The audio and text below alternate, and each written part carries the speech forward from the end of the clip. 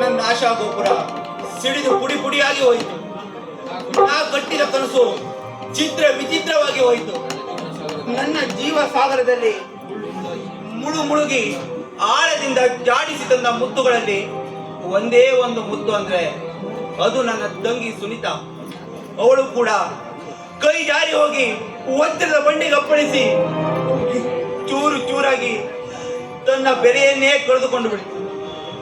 ಅನಾಥನಾಗಿ ಅಳುತ್ತಿದ್ದ Frankie ನಿನ್ನ ಜೀವಿತಾವಧಿಯೋಳು ಯಾರನ್ನೂ ನಂಬಬೇಡ ಎಂದು ಬುದ್ಧಿ ಕಲಿಸಿ ಹೋದ. ಅಂದಾಗ ಇನ್ಯಾಕೆ ಈ ಬಾಳು, ಯಾರಿಗಾಗಿ ಈ ಬದುಕು?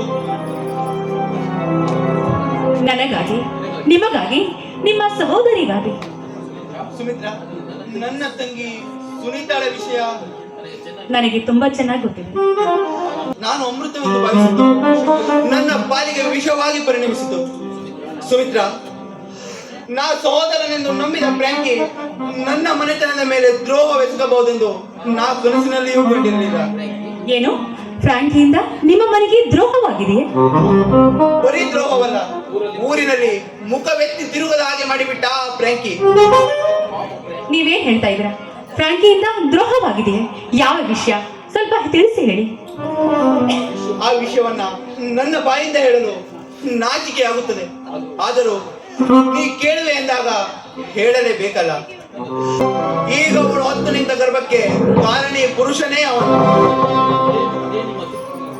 ಇದು ನಿಮ್ಮ ತಪ್ಪು ತಿಳುವಳಿಕೆ. ನೋಡಿ, ಇದಕ್ಕೆಲ್ಲ ಫ್ರಾಂಕಿ ಕಾರಣನಲ್ಲ.